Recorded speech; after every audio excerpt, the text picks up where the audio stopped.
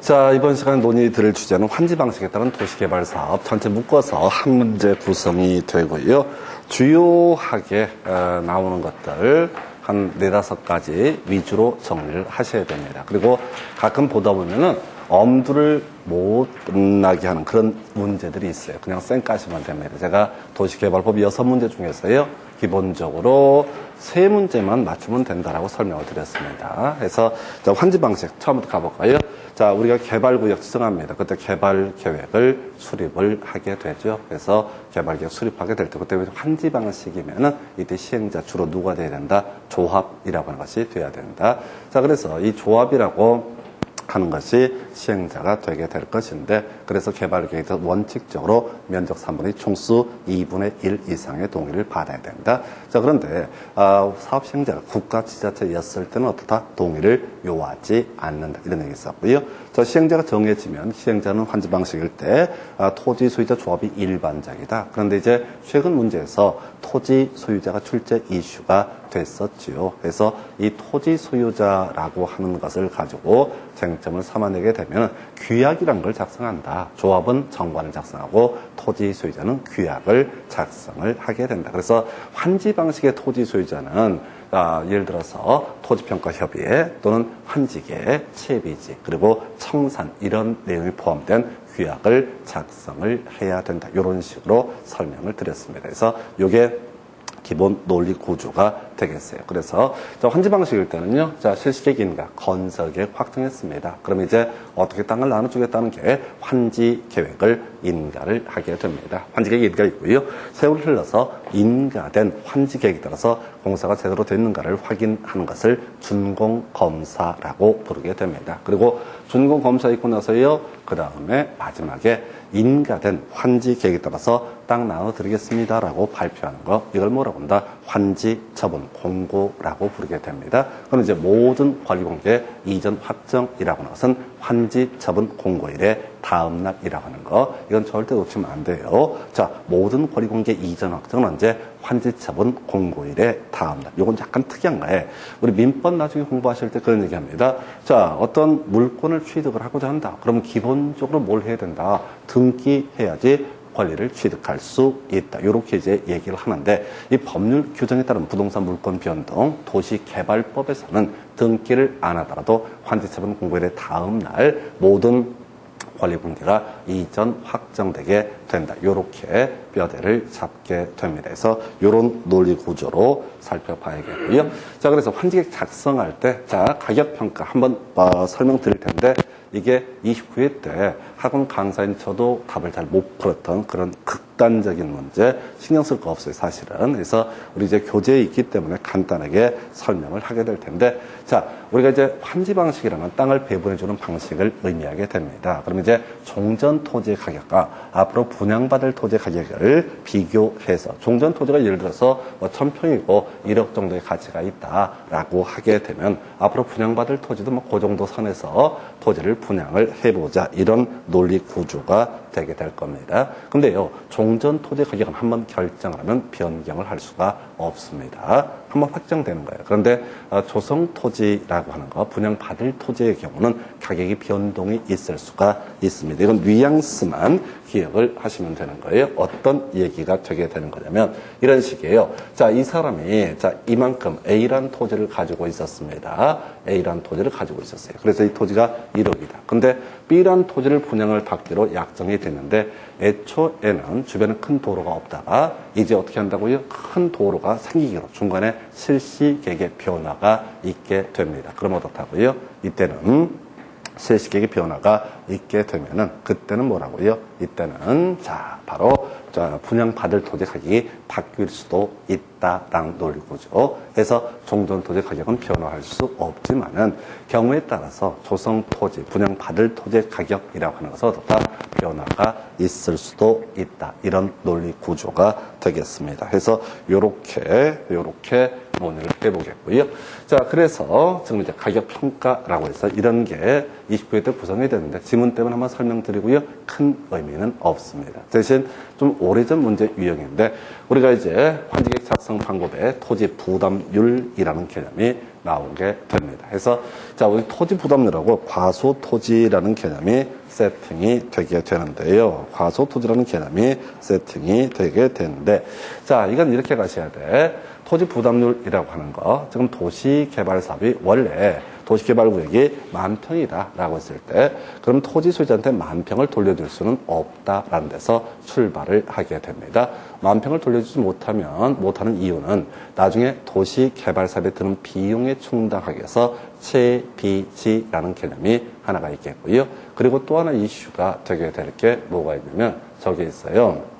채비제에 이어서 같이 검토해 볼 수 있는 것이 자, 보류지 이런 것도 있고 해서 결과적으로 도로도 설치하고요 등등등 하다 보니까 기존 토지만큼 100% 돌려줄 수는 없습니다. 그럼 이제 얼마나 부담을 해야 되는 거냐라고 하는 거, 이걸 소위 평균 토지 부담률이라고 얘기를 하게 됩니다. 그래서 만약에 평균 토지 부담률이 50%다라고 얘기를 하게 되면 1,000평 갖고 있으면 얼마 주면 되겠다, 500평 주면 된다, 이런 식의 논리 구조가 평균 토지 부담률에 관한 개념이 되게 됩니다. 그래서 이 평균 토지 부담률이라는 개념, 자, 이것만 갖고는 환지계획을 작성을 못해요. 뭐가 문제가 되냐면, 자, 만약에 어떤 사람이 평균 토지 부담률을 50% 했을 때 1,000평 있을 때 500평 주는 것은 문제가 되지 않습니다. 근데 2평 갖고 있을 때 1평짜리 땅을 준다? 이건 아니라는 거죠. 아무 의미가 없죠. 1평짜리 토지는. 그래서 이때 너무 땅을 잘게 쪼개서는 안 된다라고 하는 개념을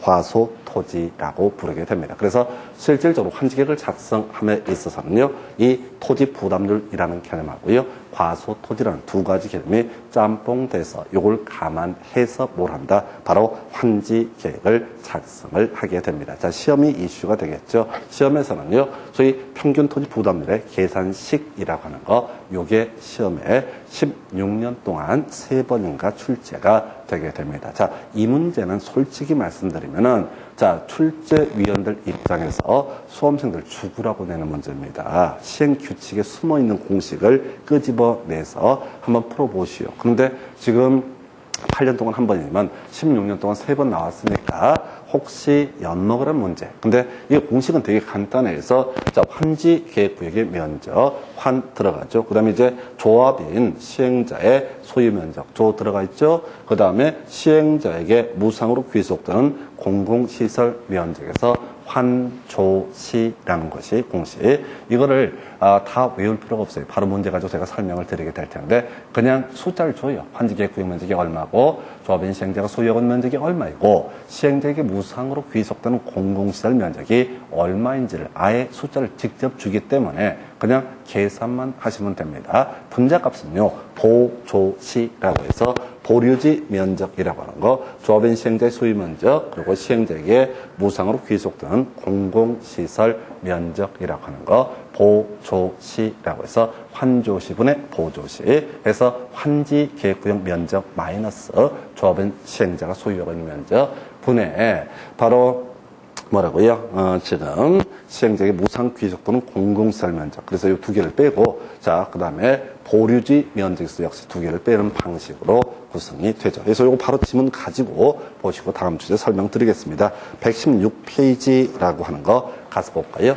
이게 이제 29회 때 아주 어렵게 나왔던 지문이니까 뭐 설명을 드리긴 하지만은 별 의미는 없다. 종전 토지의 가격은 어떻다? 변경할 수 없다. 분양 토지의 가격은 어떻다? 경우에 따라서 변경할 수 있다. 요 주제에서 1번 지문이요. 환지 설계 시 적용되는 토지 건축물의 평가액은 최초 환지계획 인가 신청서를 기준으로 하여 정하되 환지계획 변경 인가를 받아야 변경할 수 있다 해서, 자, 이게 토지 건축물의 평가액이라는 의미가 뭐냐면 종전 토지 건축물의 평가액을 의미합니다. 근데 법조문이 애매하게 돼 있어요. 그래서 종전 토지 건축물의 평가액은 어떻다? 변경할 수 없다. 이게 별 의미 없다고 그랬어요. 이건 제가 뭐 해설 써놓고 했지만 너무 어려워요. 그 다음에 두 번째 시행자 환지 방식이 적용되는 도시개발구역 안에 조성 토지의 가격을 평가하고자 할 때 토지평가협의 심의를 거쳐서 결정하되 그에 앞서서 감정평가업자로 평가해 해야 된다. 자, 이걸 굳이 읽어드린 취지는 뭐라고요?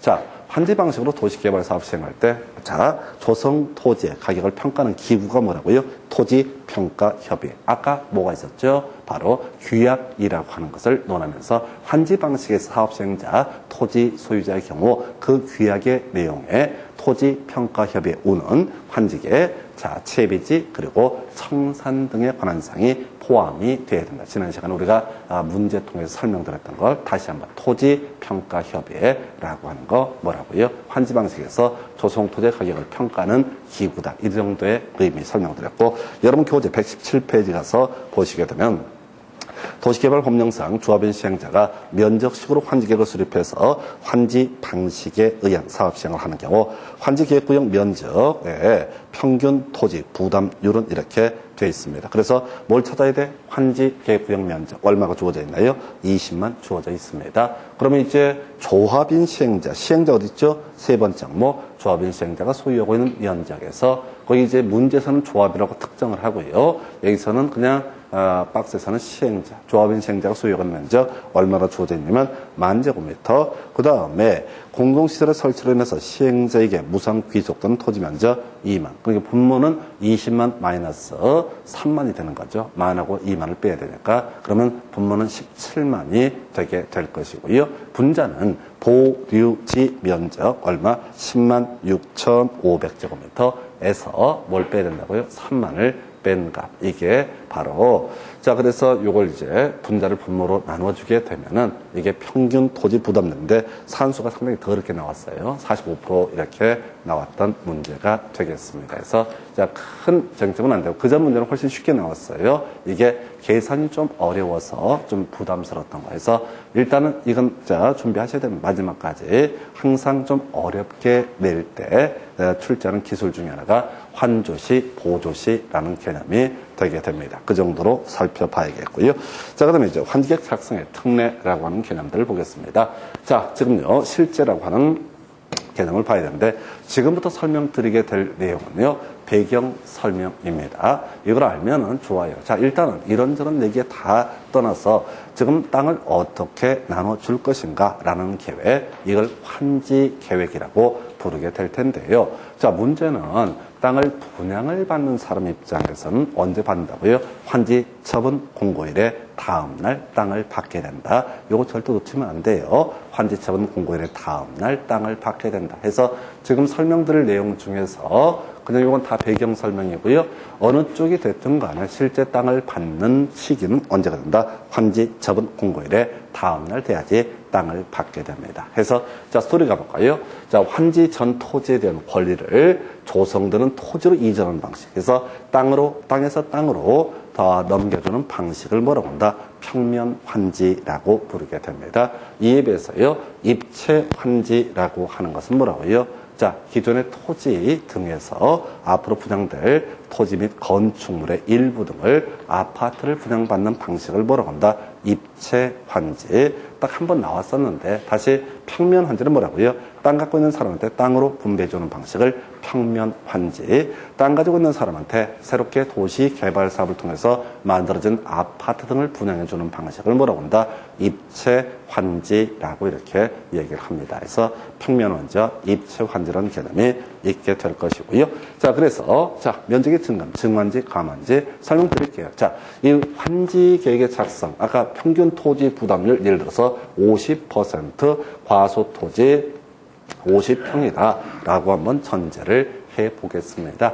자, 그럼 이런 경우 있다는 거죠. 어떤 사람이 90평을 가지고 있다. 그럼 토지 부담률 적용은 45평을 받을 권리가 있게 되는데 45평은 과소 토지에 걸리게 됩니다. 그래서 플러스 5평을 더해주는 것. 이걸 뭐라고 한다? 증환지라고 얘기합니다. 시험에 안 나와. 상식의 문제니까. 그래서 증환지. 근데 땅 언제 받는다고요? 환지처분 공고일에 다음날 받게 된다. 가만히는 뭐냐면 110평을 갖고 있는 사람이 있다 하십시다. 토지 부담률 적용하면 55평을 받을 권리가 있을 거예요.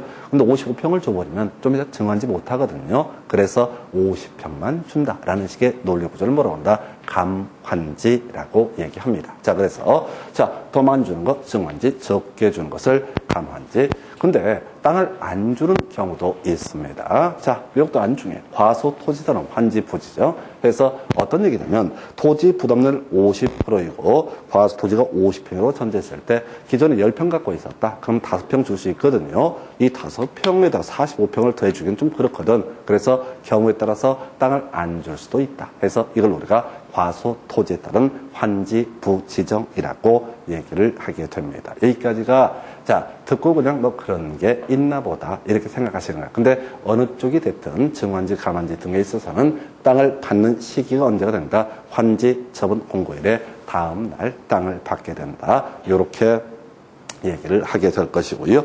자, 그리고 나서 자, 환지 제외라고 해서 유일하게 출제 포인트. 자, 동의 신청에 따른 환지 제외라는 개념이 있습니다. 그래서 여기서는 미리 색깔부터 체크해 볼까요? 임차권자의 동의를 얻어야 라고 되어 있죠. 다시 동의 혹은 신청에 따른 환지 부지정 뭔지 모르겠는데 이때는 임차권자의 동의를 받아야 된다라고 되어 있습니다. 다시요. 자, 여기서 유일하게 출제 이슈가 뭐라고요? 동의 신청에 따른 환지 부지정에 있어서는 어떻다? 임차권자의 동의를 받아야 된다. 요걸 외우셔야 됩니다. 자, 유일하게 출제 포인트. 여기서는 나머지는 다 뒤에 체비지, 보류지 등등등 결국은 언제 환지처분 공고일의 다음 날 이렇게 이제 가게 되는 것이고 포인트가 뭐라고요? 바로 동의 신청에 따른 환지 제외.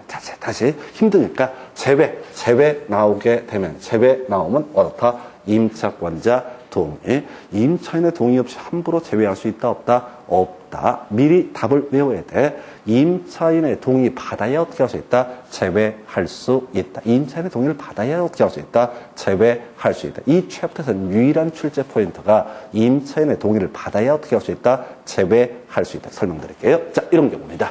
어떤 도시개발구역 내 갑이라는 사람이 A라는 토지를 소유하고 있는 상태가 되겠습니다. 자, A라는 토지를 소유하고 있는 상태예요. 자, 그런데 이 갑이라는 사람에게는 뭐가 있다? 을이라는 임차인이 있다고 전제를 해보겠습니다. 자, 근데 이 사람이 갖고 있는 땅이 예를 들어서 400평을 가지고 있다. 그럼 토지 부담을 적용하면 200평을 받을 권리가 있습니다. 근데 이 사람 200평 언제 받습니까? 환지 처분 공고일에 다음 날이 돼야지 그 땅을 어떻다 받을 수가 있다. 자, 근데 이 갑이라는 사람이 병원 갔더니만 암이래. 한 사기 된대. 암 사기. 곧 뒤졌다 이거지. 그럼 그때까지 기다릴 수가 있어 없어? 뭐 기다릴 수가 없지. 곧 죽는다는데. 그래서 먹고 죽은 귀신 때깔 좋다고 그래서 지금 땅을 받을 게 아니라 자, 사업 시행자도 연락을 했어. 야야, 나 뒤진대. 지금 이제 여행도 갔다 오고 마지막 해보고 싶은 거 많으니까 난 땅 됐고 그냥 지금 현금 줬으면 좋겠다라고 하는 게 환지 제외 신청이라고요. 환지 제외 신청이라고. 그러면 당연히 환지 제외해 주는 건 별 문제가 안 될 것처럼 보이는데 임차인이 문제가 돼요. 자, 임차인은 알고 있어요. 법을. 언제까지? 환지처분 공고일의 다음 날 새로운 권리관계가 이전 확정되는 거 알고 있어. 그걸 달리 표현하면 환지처분 공고일까지는 어떻다? 권리 변동이 발생하지 않는다라는 것을 알고 있습니다. 이게 도시개발 사업이 앞으로 환지계획 작성하고 나서 한 3년 있다 끝나거든요. 임차인은 3년 동안은 계속 이용하는 것으로 알고 있다고. 근데 땅 주인이 암 걸렸대. 물론 나중에 스토리 보면 오진이야. 스토리 아니래야 말이 되니까. 그래서 나 곧 죽게 생겼으니까 나 여행도 가고 맛있는 거 사 먹어야겠다. 평생을 내가 이 땅 때문에 개고생했다. 나 돈 달라. 그랬을 때 시행자는 뭐라고요? 임차인 동의 받아오세요. 이렇게 한다고. 돈 드리는데 임차인의 동의를 받아오세요. 왜 그러냐면 우리 그 민법 공부를 하셔야지 이해가 되는데 민법에서요. 임차권이라고 하는 것은 갑과 을 두 사람 사이의 관계죠. 전세권은 물권이기 때문에, 전세권이라는 권리는 물권이기 때문에 소유자가 바뀌도록 전세권 주장할 수 있습니다. 근데 임차권이라는 것은 따로 등기를 하지 않는 이상 바뀐 소유자에게 임차권을 주장할 수 없습니다. 뭔 소리냐면 미리 사업 시행자가 청산을 해주잖아요. 갑한테 돈을 줘버리잖아요. 그러면 임차인 을은 갑한테 임차권을 주장하는 건 별개의 문제로 바뀐 사업 시행자한테 임차권을 주장할 권리가 있다 없다? 없다라고 나중에 민법을 한참 공부하실 거예요. 그러면 을이 내가 법을 아니까 그래 알겠어 나는 참 채권밖에 없었네. 마음 되게 아프네. 채권이고 시행자한테 뭐로 할 권리도 없고 근데 개새끼 토지 소유자가 보증금도 안 주고 튀어버렸네. 뭐 이렇게 갖다 하십시다. 그럼 어떻게? 자기는 권리가 없으니까 그냥 짐 챙겨가지고 그렇게 안 나와 들어 누워버리지. 뭔 소리야. 보증금도 난 못 받았고 등등등. 그럼 사업 시행자 입장 생각해보세요. 얘가 암 걸렸다고 해갖고 급하게 돈을 융통해줘서 죽는다고 하니까 땅 받으면 서로 복잡하지 않은데 한지 재신청을 했다고. 그럼 알았어 돈 줬어. 근데 얘 가고 나서 임차인 우리 들어 누워갖고 보증금을 받았네 못 받았네 시작해서 사업해야 되는데 밀어버려야 되는데 얘가 막 들어 누워가지고 안 나가. 그럼 짜증나잖아요. 그래서 환지 제외 신청할 때는 어떻다? 임차인의 승낙을, 동의를 받아야지 어떻다? 환지 제외를 받아준다. 사실은 환지계획 작성 파트에서는 전에 입체환지 평면원제 정의가 한번 출제가 됐었고요. 그리고 나머지 문제는 다 뭘 가지고 바로 EI, 바로 동의 신청에 따른 환지 부지정, 요걸 갖고 출제 포인트를 삼습니다. 그래서 제외 들어가면 어떻다? 임차인의 승낙, 동의가 있어야 된다. 근데 표현들이 지랄이야. 우리가 이제 민법 공부하면 임차인 이런 표현을 쓰는데 여기서는 임차권자 뭐 이런 표현을 써. 뭐 임차권자란 말이 꼭 틀린 건 아닌데 하여튼 마음에 안 들어. 그래서 하여튼 간에 임차인의 승낙을 받아야 합니다. 그 다음에 이제 환지계획 작성 유형 중에서 도시개발사업에 드는 비용이 충당해서 시행자 몫으로 빼놓은 땅을 뭐라고 한다?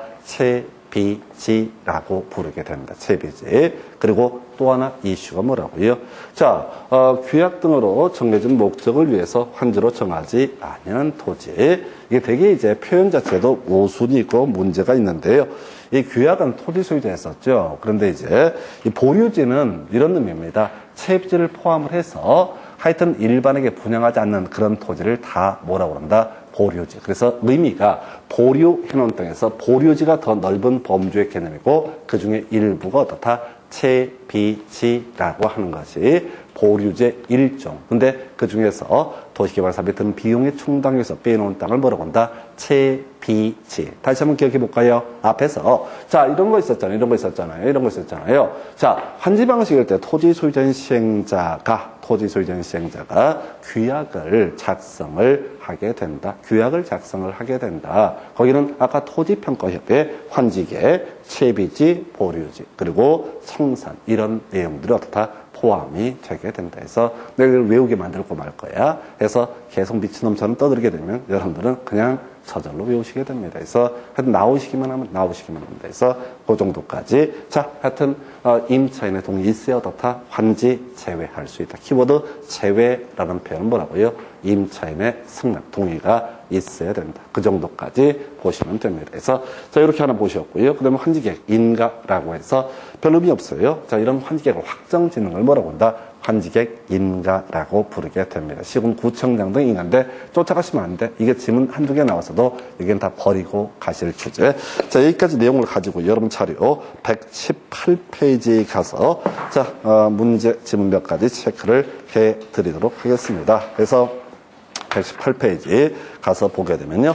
1번 별표되어 있네요. 토지 소유자의 환지 제외 신청. 환지 제외 나와 있죠? 임차권자의 동의 어떻다? 있어야지. 동의하지 않은 경우에는 환지 대상에서 제외할 수 없다. 없다인데도 옳은 표현이죠? 이건 꼭 외워야 된다고요. 여기서 얘가 출제, 답을 뽑는 이유를 설명을 드릴게요. 다른 건 아니고요. 법조문 중에 뭐가 있냐면은 여기는 이제 빠져 있는데 다만 들어가 있어요. 여러분 자료 본문을 보게 되면은 거기 신청 동의에 따른 환지 부지정 동그라미 3번에 임차권자 동의를 얻어야 된다. 앞에 다만 나와 있죠? 3번에 본문 속의 중간에 다만 당해 토지에 관해서 임차권자 등이 있을 때는 그 동의를 얻어야 된다 이렇게 되어 있잖아요. 출제진들이 좋아하는 게 뭐냐면 이렇게 다만 예외 항목 다만하고 제외 이걸 좋아해요. 그래서 이게 뭐냐면 출제 오류 시비를 막기 위해서 예외만 가지고 구성을 하는 거예요. 예외만 해서 자 어찌됐든 환지 제외 신청했을 때 임차권자의 동의 있어야 어떻다 제외할 수 있다. 임차권자가 동의를 하지 않게 되면 어떻다 제외할 수 없다. 2번 질문 보겠습니다. 시행자는 규약으로 정하는 목적을 위해서 일정한 토지를 환지로 정하지 않냐고 보류지로 정할 수 있다. 중요치 않고요. 근데 보류지가 됐든 채무지가 됐든 누가 이 사람들이 땅을 받게 되는 시기는 언제입니까? 환지처분 공고일의 다음 날 놓치면 안 됩니다. 3번 도시개발구역 안에 2개 이상의 환지계획구역으로 구분되는 경우 사업별 보류지는 도시개발구역 전체를 대상으로 책정해야 되고 환지계획구역별로 책정할 수 없다. 무엇이 이렇게 복잡스러워? 일단 틀렸죠. 읽으시면 안 된다고. 딱 보면 벌써, 뭐야. 없다. 틀렸잖아. 이렇게 치고 들어가셔야 된다고. 치고 들어가셔야 된다고요. 거기 본문에 제가 표시를 해놨잖아요. 근데 그걸 읽으란 얘기가 아니라, 이 지식을 늘리자는 얘기가 아니라, 어찌됐든 없다는 틀렸다. 없다는 틀렸다. 거의 본능적으로 가셔야 된다고. 물론 아까 임차권자의 동의를 없으면은 환지 제외할 수 없다 해서 옳게 나온 적이 있긴 하지만은 그래서 중요 쟁점 몇 개를 외우고 전혀 모를 얘기 나오면 다 뭐라고요? 없다, 틀렸다 이렇게 가셔야 된다고. 두 번 볼 것도 없다고요. 그러니까 여러분들이 문제를 풀어가실 때 한 번 봐서 모르는 거 있지 않습니까? 백날 봐도 모릅니다. 이건 양이 방대해서 손을 댈 수가 없어요. 자, 4번 질문 군수 자 보니까 채비 지중 일부를 같은 지역의 집단으로 정확히 할 수 있다. 별 의미 없습니다. 그래서 그 정도고요. 자, 그래서 여기서는 이제 건질 만한 게 1번 지문, 2번 지문. 자, 그 정도면 특히 1번 하나만 쟁점이 되겠죠. 그 다음 오른쪽 페이지 119페이지 관련 기출문제 27에 16번 문제 보겠습니다. 도시개발법령상 환지 방식에 관한 내용이다. 괄호 안에 들어갈 내용으로 옳은 것은. 이게 좀 쉬웠던 문제인데 자, 환지 전 토지에 대한 권리를 도시개발 사업으로 조성되는 토지에 이전하는 방식이라고 하는 거. 이게 바로 뭐라고요? 평면한지. 그 다음에 환지 전 토지나 건축물에 관한 권리를 도시개발 사업으로 건설되는 구분 건축물에 이전하는 방식에서 구분 건축물은 우리가 이제 구분 소유권이 인정되는 상가라든가 아파트 가는 것을 얘기하게 됩니다. 그래서 그렇게 해서 평면원지, 입체 환지라고 하는 거. 요렇게 답은 1번이었고요. 그 옆에 자 보십시다. 119번 문제, 119페이지 오른쪽 핵심 지문 나와 있죠. 거기서 제일 중요한 단어가 뭐예요? 포함시켜야 된다. 포함되어야 된다. 뒤 보자고 그랬잖아요. 환지 계획의 내용 외울 수 없습니다. 외울 수 없다고요. 양이 많으니까. 환지 계획에는 점점점이 포함되어야 된다. 라고 돼 있죠? 오른편 답이었잖아요. 그 당시에. 패턴 잡아내셔야 된다고. 이 시간은 환지 계획 내용 외울 짬이 없어요. 외워봤자 외워지지도 않고 남지도 않아요. 지금 계속 공법은 패턴을 잡아내서 끝장을 보는 것이지 실력으로 끝장을 보는 것이 아닙니다. 이런 게 작년에 거의 9문제가 나왔다고. 그러니까 공법이 쉬웠다는 얘기를 하는 게 아니에요. 더럽게 어려웠어. 더럽게 어려울수록 이런 찍기 공식이 대박이에요. 기존에 내지 않던 문제를 내니까 아무거나 하나 끌고 들어와서 포함시켜야 되는데 이런 식으로 던져버리는 거예요. 수험생분 너희들 한번 죽어봐 이런 논리 구조로. 그러나 우리는 11월서부터 지금까지 계속 터시가면서 공법은 찍기다. 공법은 찍기다. 너희들이 어떻게 되든 간에 우리는 찍기로 승부를 보겠다. 요 패턴 잡아버리는 거예요. 자, 그래서 그 정도고요. 그 다음에 그 밑에 23회 때 문제니까 지금 거의 의미 없는데, 환지 계획에 포함될 사항이 아닌 것은 해서 답은 일단 청산금인데요. 자, 요거 설명드릴게요. 자, 요거는 사실은 대단히 어려운 문제고, 요게 이제 보통 7급 시험이라든가 이때 이제 논의하는 쟁점인데요. 나중에 우리 정비법에서는 자, 아파트 분양 계획을 관리 처분 계획이라는 표현을 씁니다. 만들어진 아파트를 어떻게 관리하고 처분할 것인가 하는 게 이걸 관리 처분 계획. 우리 도시개발법에서는 땅을 어떻게 분양할 것인가 환지 계획이라는 표현을 씁니다. 그래서 이건 배경 설명에 듣고 버리시면 돼요. 관리 처분이 인가 떨어지면요, 예, 소송할 수 있습니다. 자신의 권리를 침해받았다고 생각하는 사람은 다 소송을 제기할 수 있습니다. 그런데 환지 계획 인가가 있을 때는 소송을 할 수가 없습니다. 소송이 안 된다고요. 차이를 설명드릴게요. 앞에서 설명드렸던 얘기와 같이 연계가 되는데요. 환지계획에 있어서 종전 토지건축물의 가격은 어떻다? 변경되지 않는다. 이 구획 때 질문 나왔던가. 한번 기존 갑이 갖고 있는 땅이 얼마다, 몇 평 얼마 이렇게 책정해버리면 그건 가격은 변화줄 수 없다. 근데 분양받을 토지의 가격이라고 하는 것은 어떻다? 실시계획이 변화가 되게 되면 어떻다? 바뀔 수가 있다. 청산금이 뭐예요? 종전 토지와 분양받을 토지의 차익을 가리켜서 뭐라고 한다? 청산금. 환지 계획을 수립할 때는 청산금이 절대 나올 수가 없어요. 왜? 분양받을 토지 가격이 특정이 안 되기 때문에.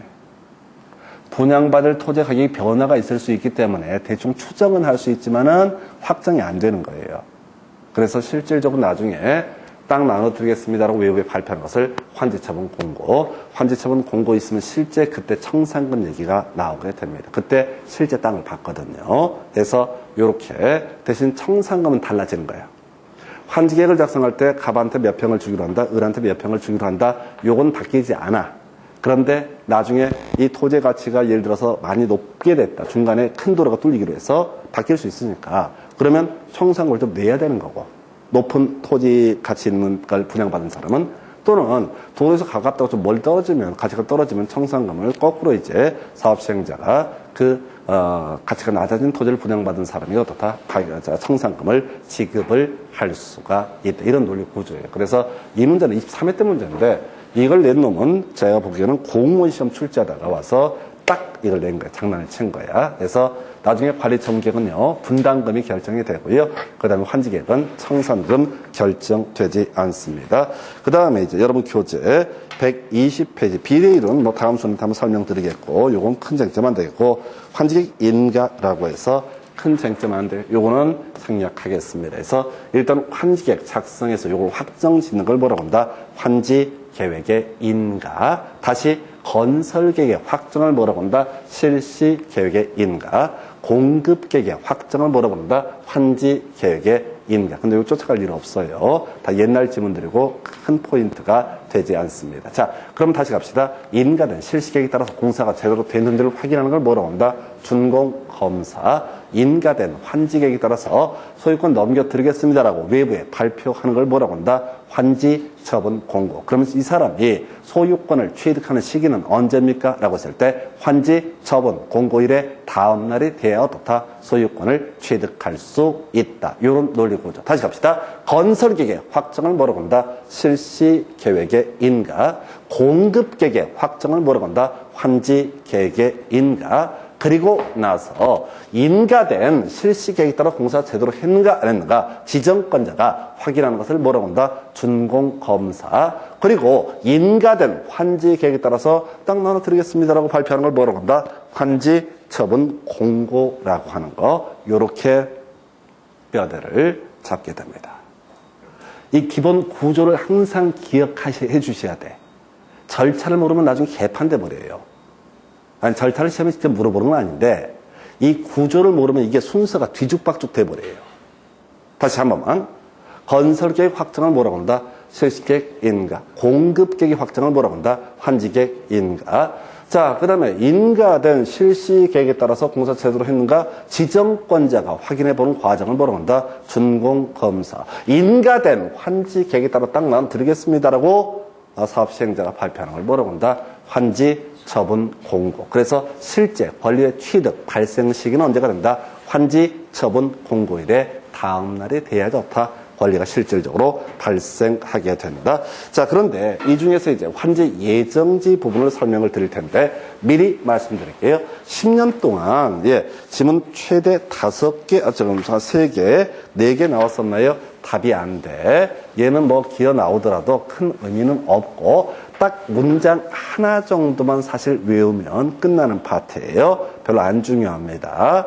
아니 통계적으로 안 나오니까 8년 동안 지문 4개 나오고 말았다고요.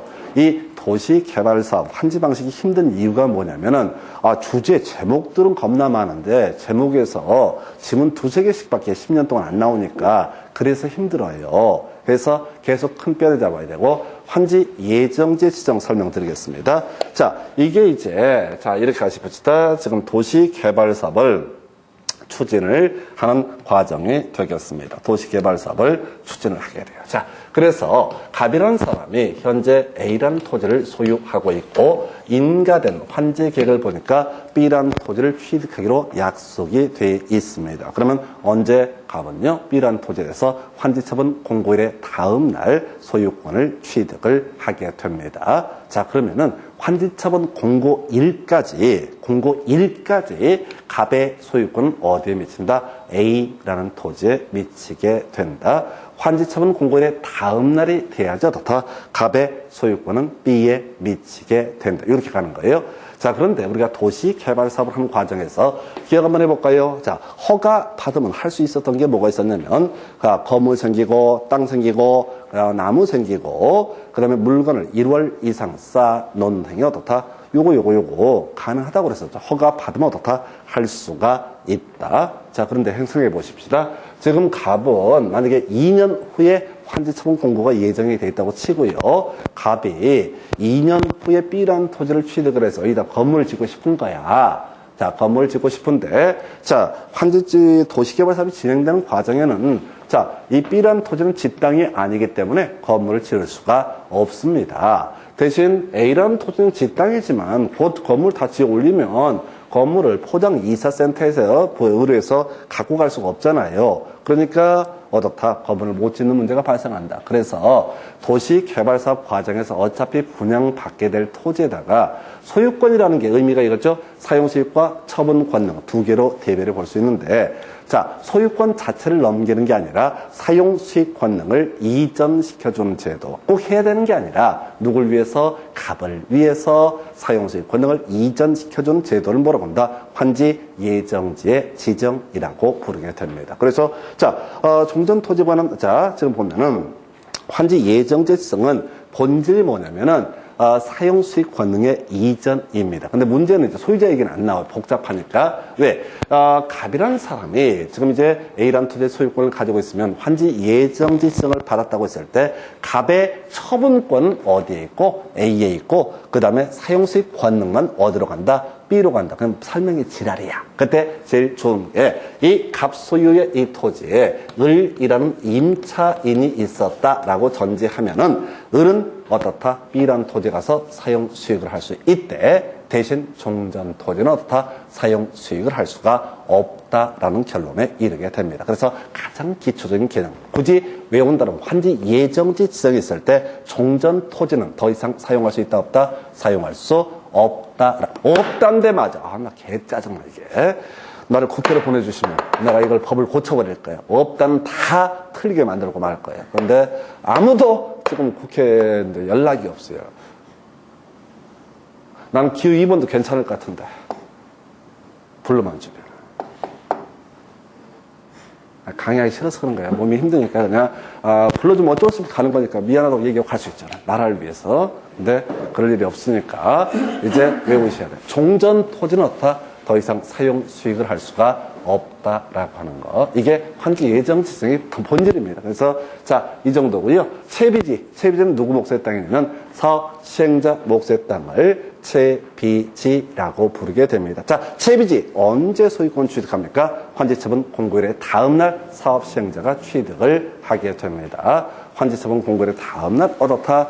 체비지 소유권을 시행자가 취득해요. 자, 그러면 이런 거지. 도시개발사업의 시행자라고 하는 사람은 실제 돈이 없어요. 조합이잖아, 대부분. 따로 돈을 쌓아두고 사업하는 게 아니라고. 땅 팔아서 어떻게 해야 돼? 땅 팔아서 비용 대가야 돼. 근데 언제 토유권을 취득한다고요? 환지 처분 공고일의 다음날. 그래서 어떻게 하자고요? 자, 환지 처분 공고일 전이라 할지라도, 다음날 전이라 할지라도 미리 팔아먹을 수 있게 해야겠다. 그래서 만든 개념이 일반적으로 환지 예정제 지정은 사용 수익 권능의 이전을 의미하게 되는데, 그래서 종전 토지는 더 이상 사용 수익을 할 수가 없는데, 바로 채비지 부분에 대해서는 어떻다? 처분도 할 수가 있다. 별로 어렵지 않아요. 중요치도 않아요. 별로 중요치 않은 주제. 이게 채비지에 관한 부분. 그래서 보통 시에서 불허할 때 있거든요. 채비지 불허할 때가 있는데, 요런 건 이제 등기 넘겨받을 때 소유권을 취득한다. 일반적인 경우에는 아까 법률 규정에 따른 부동산 물권 변동이라고 해서 환지처분 공고일의 다음날 그 권리를 취득한다 이렇게 했는데, 요거는 그렇게 중요치가 않아요. 그래서 여러분 교재 121페이지 두 번째 박스부터 가겠습니다. 별로 안 중요하니까 흘려 보내주셔야 돼. 다시 갑시다. 결론만. 일반적인 환지 예정제 지정은 자, 사용 수익 권능의 이전 의미하니까 종전 토지는 어떻다? 사용 수익을 할 수가 없다라고 하고, 채비지는 못 할 수 있다. 처분도 할 수가 있다. 딱 요 정도까지. 지금 1번 복과의 두 번째 박스. 시행자 끄트머리 도시개발 사업의 시행을 위해서 필요하면은 환지 예정지를 지정할 수 있다. 뭐 특별히 의미 없는 지문이고요. 환지 예정지 지정은 의무가 아니라 할 수도 있고 안 할 수도 있다. 2번 지문이요. 환지 예정지 지정이 있으면 종전 토지권은 임차권자, 종전 토지에 대해서는 물론 환지 예정지에 대해서도 임차권이 소멸한다 해서 틀리게 뽑았어요. 그래서 환지 예정지로 이전합니다. 옮겨갑니다. 그래서 종전 토지 임차권은 소멸하지만 환지 예정지에서는 소멸하지 않습니다. 사용수익 권능의 이전. 그래서 틀리게 뽑았고요. 3번 환지 예정지가 지정되어도 종전 토지 임차권자 환지처분 공고일까지 그 종전 토지를 사용 수익할 수 있다. 틀렸죠? 환지 예정지가 지정되면 종전 토지는 어떻다? 사용할 수 없다. 없다인데도 옳은 표현. 종전 토지는 어떻다? 사용할 수 없다라고 하는 거. 환지 예정지만 사용. 다음 페이지 가세요. 4번 지문.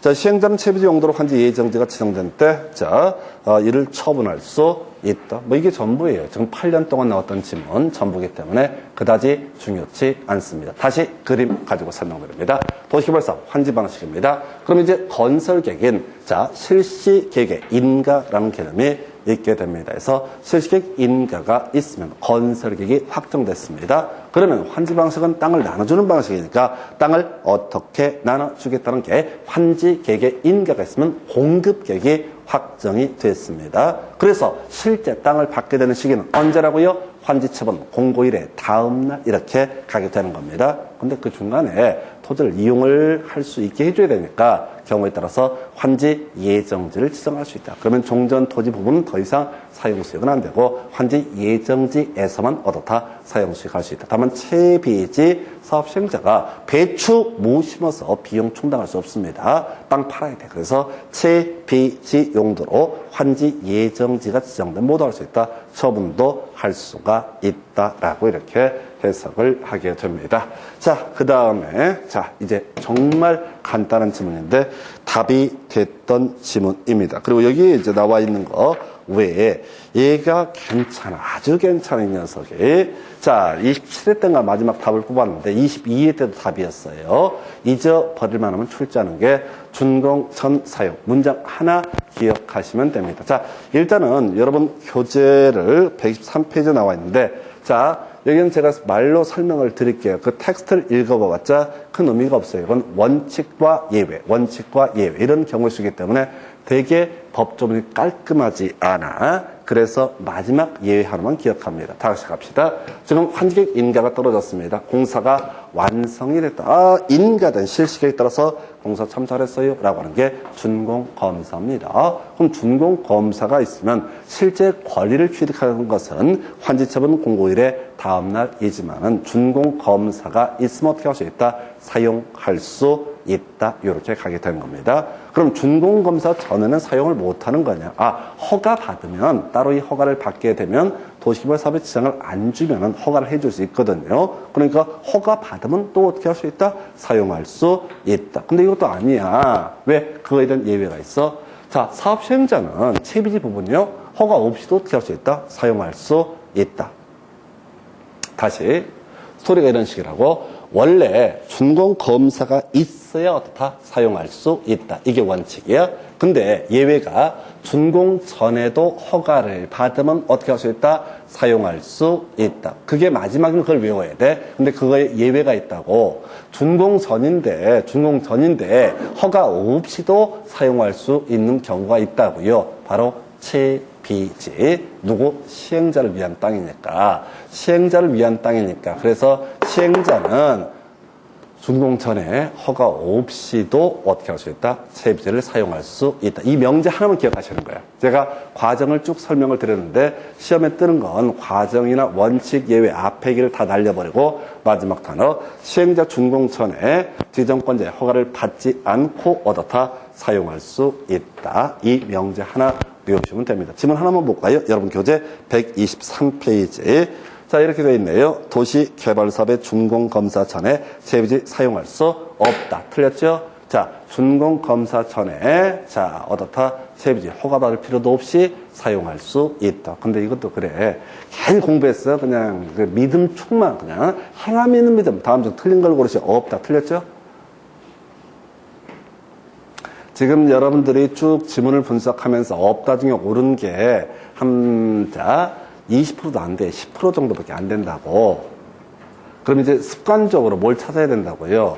그냥 옳은 걸 고르시든 틀린 걸 고르시든 간에 일단 없다 딱 체크하면서 치고 들어가는 거라고. 틀린 걸 고르시고 없다를 먼저 발견하면 그 녀석 한번 찐하게 쳐다봐 줘. 그럼 마침 그게 이해가 되면 대박이지. 왜? 나머지 지문 4개를 안 보셔도 되니까. 무슨 말씀인지 알겠어요? 시험장에서요. 실제 저희가 이제 강의를 해드리고 해설 강의를 하고 등등등 하던 과정에서 느끼는 건데 수험생들은 다 알았어요. 사실은. 다 알았었다고. 답을 다 안다고. 근데 지문 나머지 3개, 4개가 이상한 말이 깔려 있으니까 거기에 매몰돼가지고 스트레스를 너무 받아가지고 이게 작살나 버리는 거예요.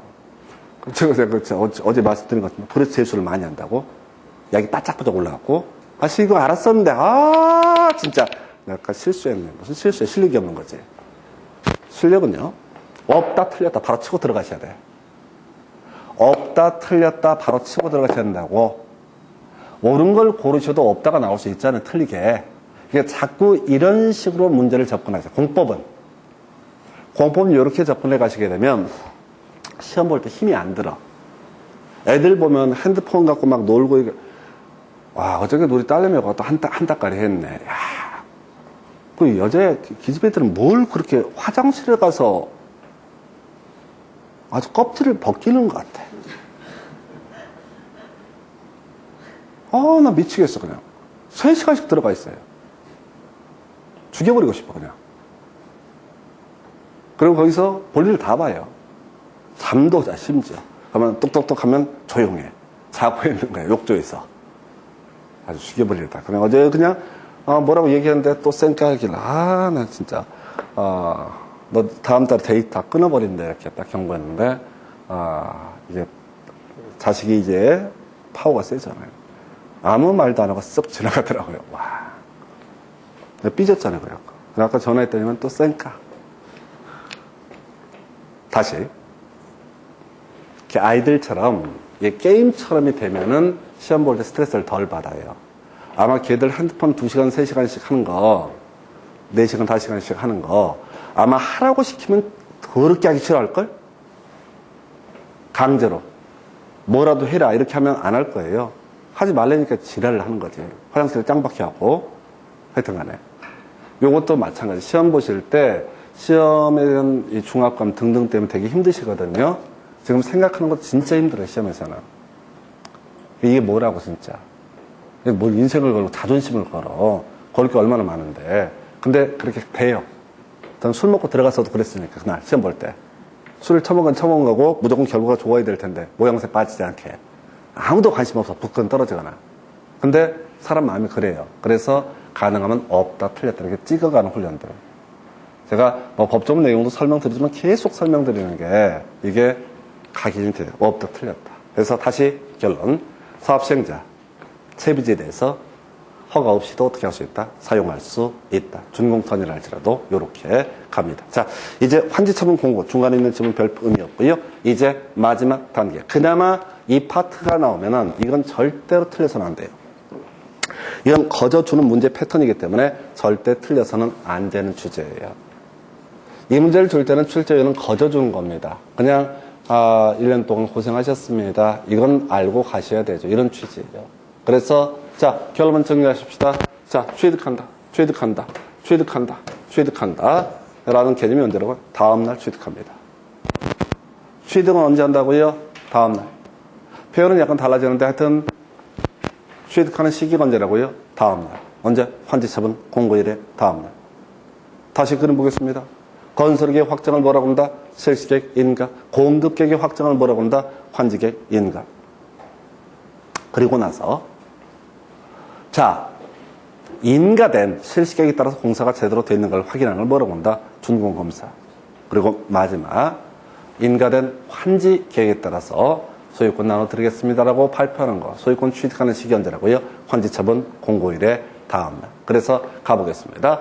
자, 환지계획에서 정해진 환지는 자, 그 환지처분 공고가 있는 날의 다음날부터 종전의 토지로 본다. 분양받기로 약정받았던 거 언제? 환지처분 공고일의 다음날부터 종전의 토지로 본다는 얘기는 새로운 지번에 대한 권리의 취득은 언제? 환지처분 공고일의 다음날. 이건 너무 쉬운 지문이고요. 두 번째, 입체 환지 한번 생각해 보겠습니다. 입체 환지, 아파트 언제 봤습니까? 환지처분 공고일의 다음날. 근데 이건 너무 쉬워서 안 나오고요. 그래서 나오는 게 혹시 이런 경우 있다. 자, 갑이라는 사람이 A라는 토지를 소유하고 있었는데 이 사람이 B라는 아파트를 분양을 받기로 인가된 환지계획에서 정하고 있었습니다. 그러면 B라는 아파트에 대해서 소유권을 취득하는 시기는 언제가 된다? 환지처분 공고일의 다음날. 근데 이거 너무 쉬우니까요. 시험 지문에 구성되는 건 혹시 이 A라는 토지에 을이라는 저당권이 있었다라고 한다면 저당권도 환지처분 공고일의 다음날 B라는 아파트로 옮겨가게 된다 해서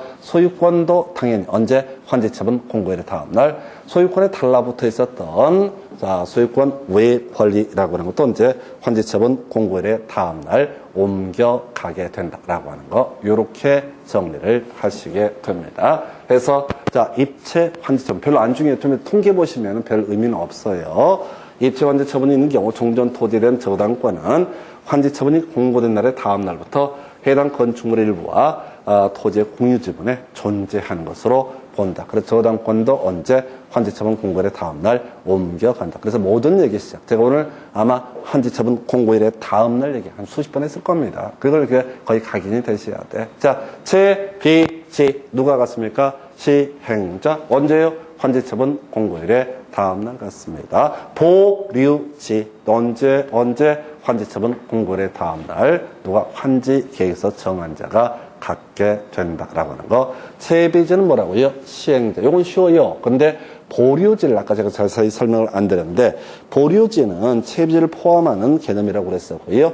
보통 이렇게 하십시다. 이 보류지라는 개념은 어떤 지역에 이 지역에 만약에 특정한 천주교 신자가 많다라고 한번 전제를 했을 때 야 그러지 말고 우리 돈 모아서 자 헌금 해가지고 성당을 만들 게 아니라 그냥 딱 한 평씩만 빼내서 어떻게 하자 성당 부지 하나 만들어 보자 이런 식의 논리 구조 이런 게 뭐가 된다 보류지 또는 이 동네 어르신들이 많으니까 마을 경로당을 좀 근사하게 하나 만들어 드리자. 따로 그 땅 빼놓자. 야, 0.5평씩만 빼면 돼. 뭐 이렇게 얘기해서 그렇게 빼놓은 땅을 모른다. 보류지. 그래서 환지 계획에서 정한 자가 그 토지 소유권을 언제 환지 처분 공고일의 다음날 취득합니다. 그래서 다음날 너무나 쉽고요. 여기서 이슈되는 것 이렇게 바꿔치게 최비주는 환지 계획 정한 자가 환지 처분 공고일의 다음날 소유권 취득한다.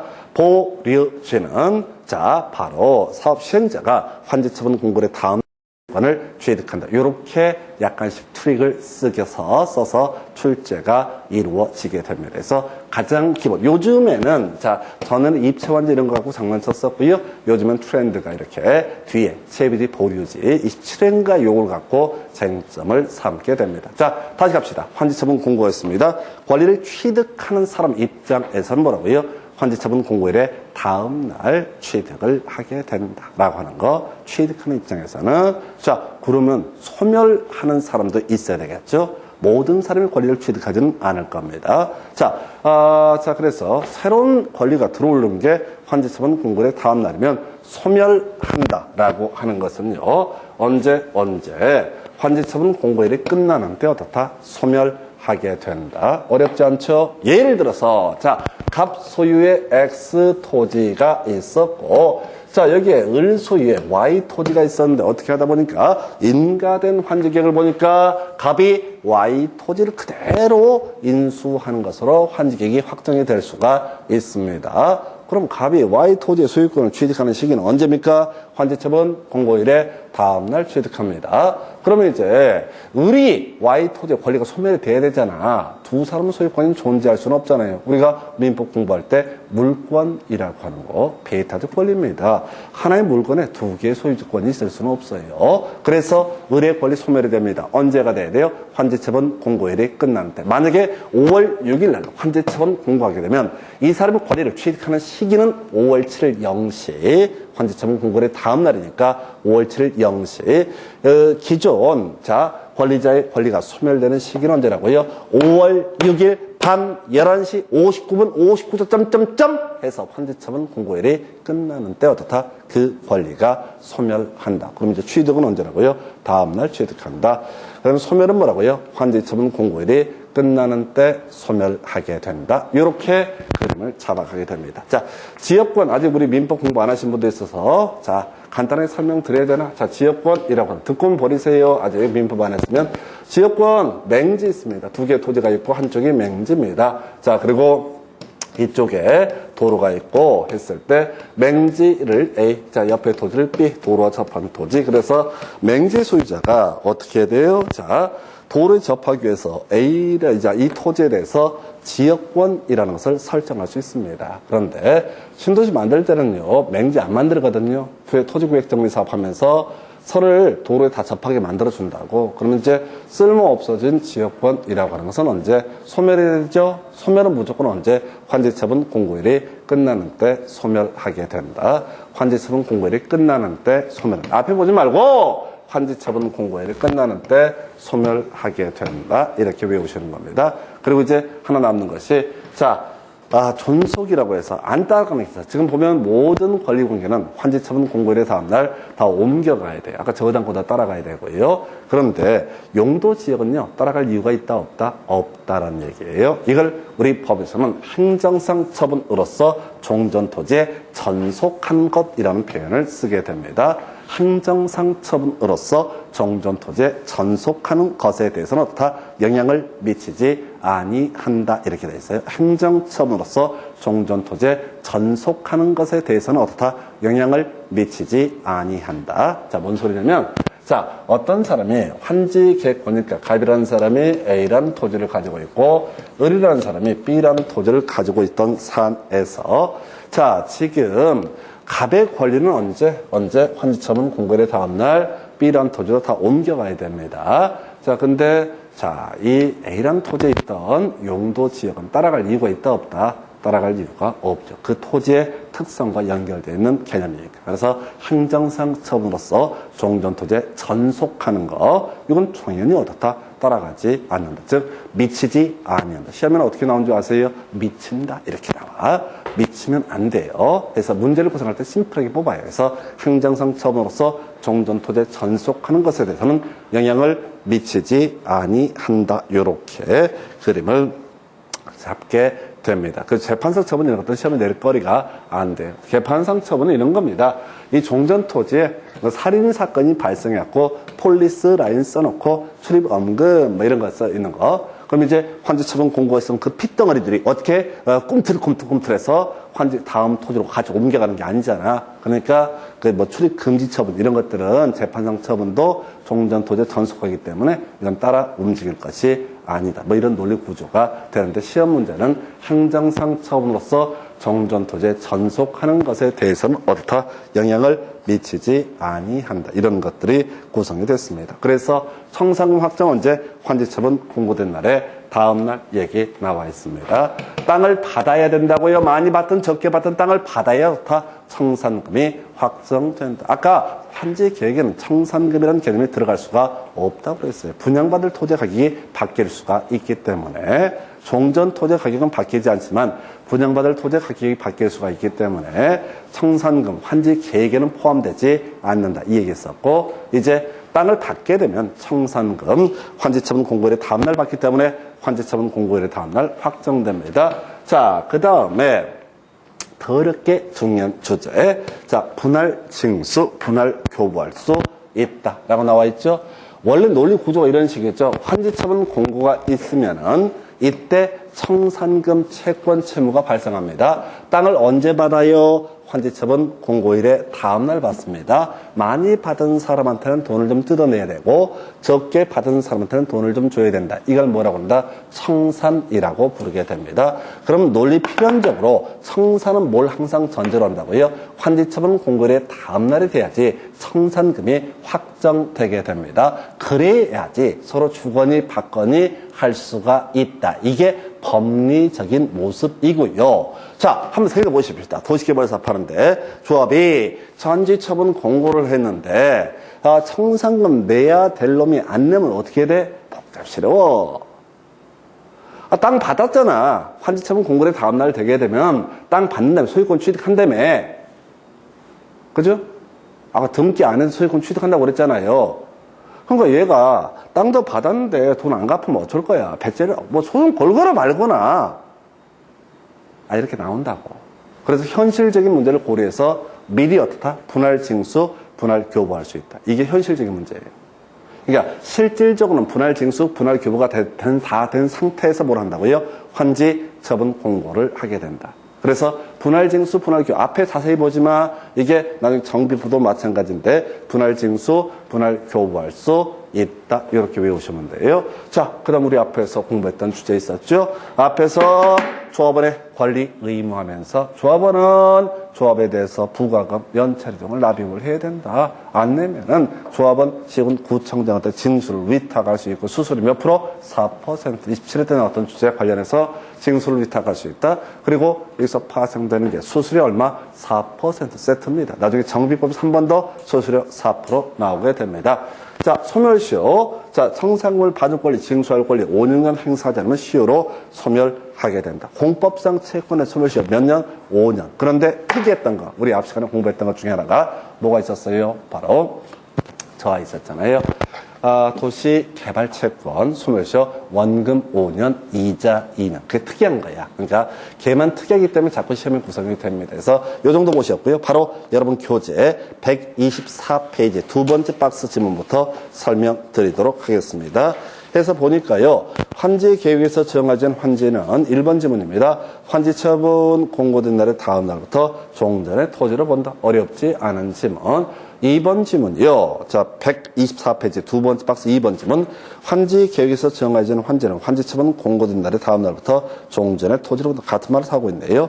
3번 환지 계획에 따라 입체 환지 처분을 받은 자는 환지 처분 공고된 날에 다음 날에 환지 계획에 따라서 자 정하는 바에 따라서 건축물의 일부와 해당 건축물인 토지의 공유 지분을 취득한다. 여기까지는 좀 던져주는 거예요. 그냥 쉬운 거고요.